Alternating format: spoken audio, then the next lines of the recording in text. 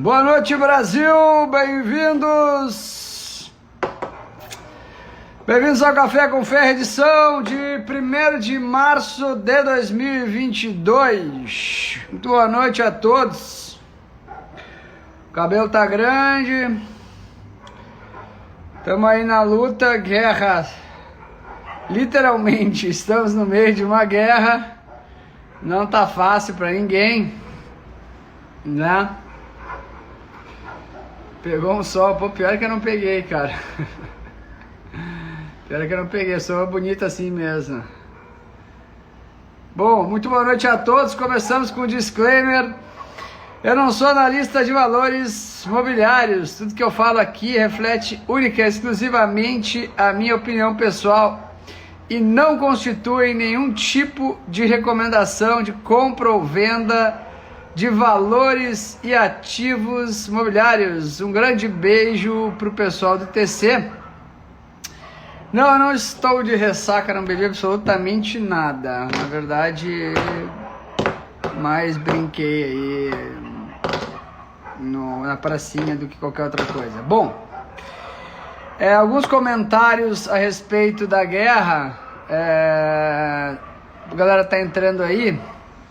Bom, primeiro que eu não achava que ia ter guerra, porque eu não acredito que a gente possa conviver com uma estupidez desse porte, dessa natureza, a essa altura da humanidade, que a gente possa ver tanques de guerra, jatos e milhares de soldados invadindo e destruindo tudo e todos. Eu nunca, jamais iria acreditar em algo assim se me contassem.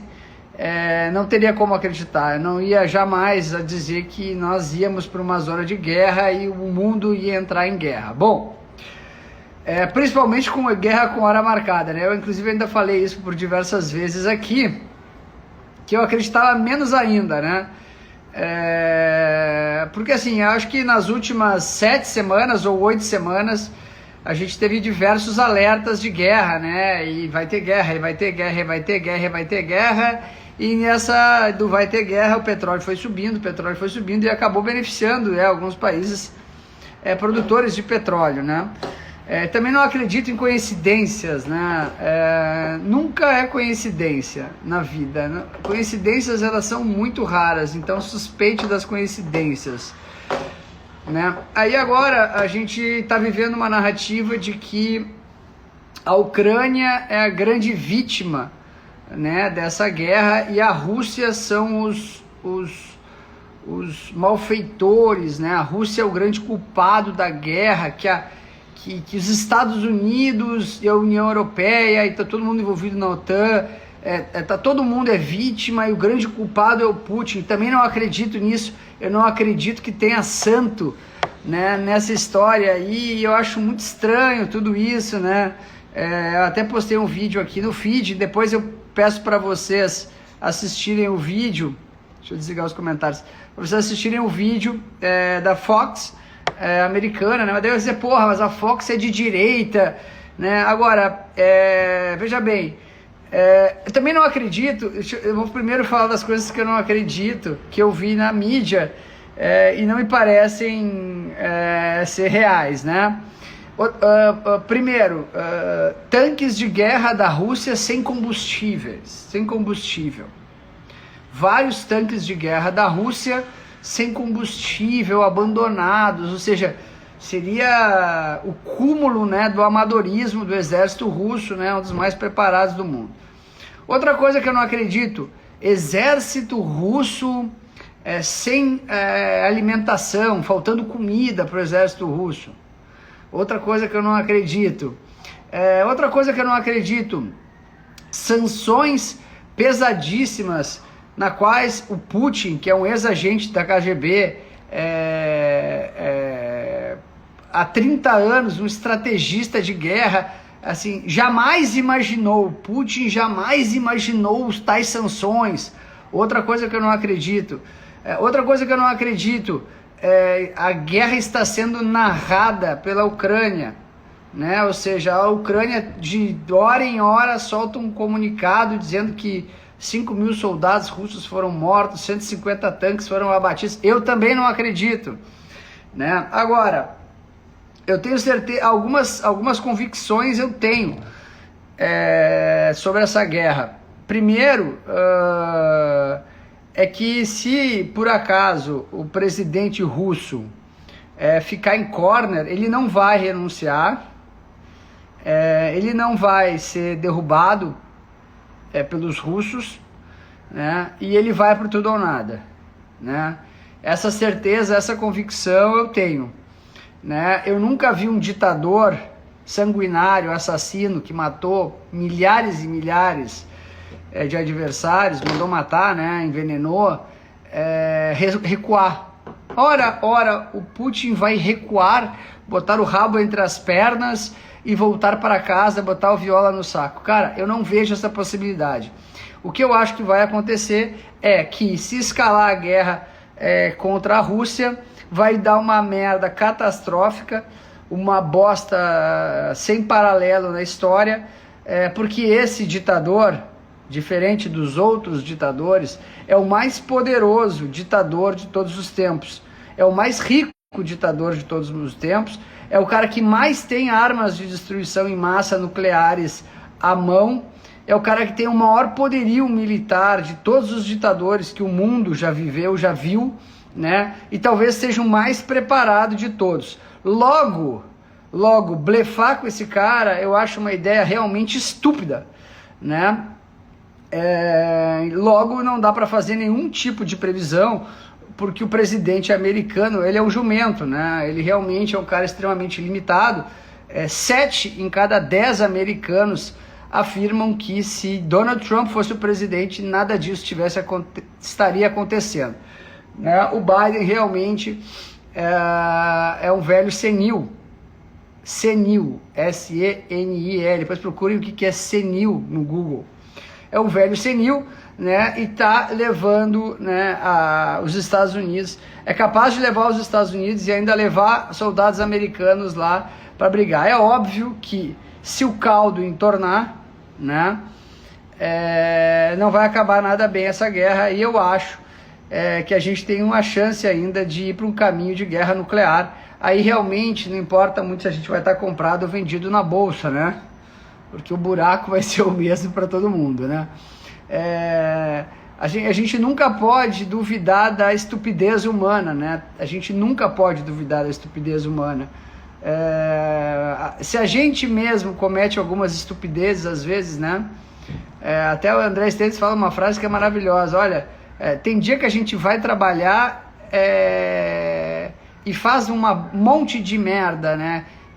Tem que rezar para esse dia acabar, né? E tu virar a página e corrigir a rota, né? Se nós mesmos cometemos diversos erros, né, na nossa jornada, né, e a gente comete erros, né, a gente não pode esperar que isso não aconteça com as outras pessoas, né? Mas eu fiquei um pouco preocupado com essa escalada nuclear aí, porque o Putin não vai recuar, na minha opinião. Eu não vejo nenhuma chance dele recuar, não vejo nenhuma chance dele ser derrubado, né? E se os Estados Unidos ou alguém se meter nessa guerra, a chance disso dar uma merda catastrófica, assim, de proporções inimagináveis, ela que eu achava que era 0, agora já não acho mais, até tá longe de 0. Bom, dada a minha opinião sobre a guerra, eu queria falar um pouco sobre a Bolsa Brasileira, que eu acho, eu até vou colocar aqui uma previsão, que a Bolsa Brasileira, caso a gente não vá para uma guerra nuclear e acabe, né, numa cagada catastrófica, porque eu já não duvido mais dessa possibilidade, é baixa a probabilidade, mas ela não é 0. Eu acho que a Bolsa Brasileira, ela tem grandes chances de dobrar até 1º de março de 2024. A gente tem um cenário eleitoral muito melhor do que a gente esperava, e a gente já viu o Bolsonaro passar e o Lula nas pesquisas, né, com o Auxílio Brasil, né? Na sexta-feira, depois do pregão, saiu a redução do IPI, a maior redução de IPI da história, né? Baixou 25% o IPI, uma puta de uma paulada de redução de impostos.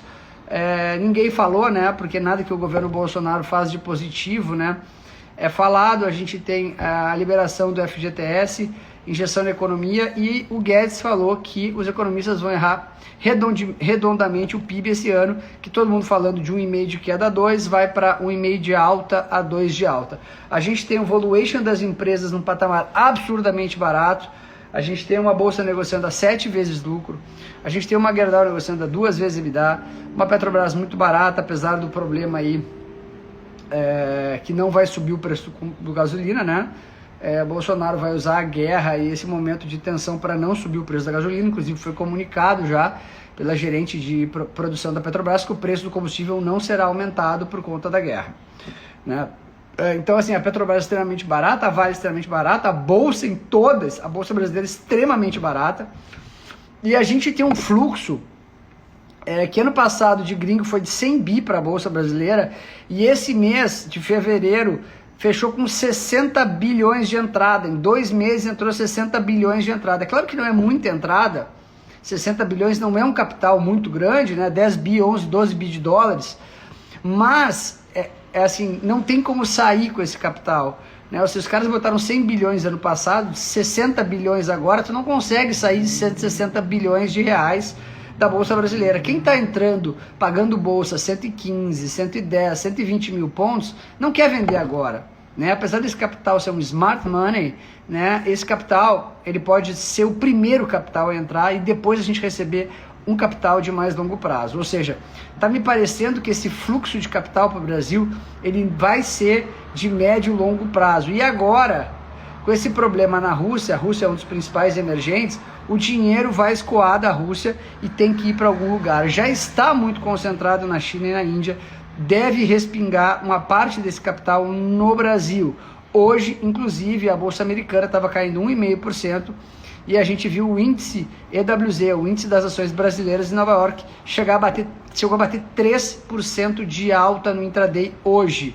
Tá? Então foi bem positivo o pregão. Tá? Fora assim que a gente tem uma arrecadação em janeiro muito mais forte do que esperado, a relação dívida-PIB está 79%, enquanto a gente tinha gente falando em 110%. O Brasil antecipou a alta de juros, tem mais uma alta de juros agora em março, talvez seja a última alta de juros. O Brasil antecipou o ajuste monetário, enquanto os outros países nem começaram o ajuste monetário, o que é uma pauta importante, ou seja, o juro no Brasil é daqui para baixo. É claro que a gente está vendo um cenário de explosão da inflação, né? Trigo está na casa do baralho, o petróleo está 107 dólares, né? Todas as commodities estão puxando muito forte, mas lembrando, um acordo entre Rússia e Ucrânia pode fazer as commodities desmancharem em uma semana, ou seja, voltar em 20, 30, 40% rapidamente. Também a gente tem que botar isso no radar, porque a qualquer momento, né, quanto mais pesado for a entrada da Rússia na Ucrânia, mais forte, mais eles atacarem, né, mais chance tem de sair um acordo, né? Eu acho que é inevitável a vitória da Rússia nessa guerra. Eu acho que só vão se perder vidas, a extensão dessa guerra só vai matar civis que não precisavam morrer, porque eu não vejo como a Ucrânia ganhar do poderio militar da Rússia. É praticamente alguém com uma faca de cozinha brigando com um cara de metralhadora. Essa é o gap que a gente tem entre o exército russo e o exército ucraniano, né? Então eu acho que é só, na minha opinião, só colocar a vida de civis e pessoas inocentes em risco numa guerra que já nem deveria ter começado, né? Na minha opinião. Então eu vejo a Bolsa voando no Brasil, caso a gente não tenha um cenário drástico. A Bolsa brasileira, impressionante. Outra coisa que eu queria falar, que eu até coloquei aqui na pauta, é impressionante bizarramente os erros dos economistas brasileiros. É uma loucura que os caras erram. Os caras não acertam o PIB, os caras não acertam o dólar, os caras não acertam a dívida, os caras não acertam nada.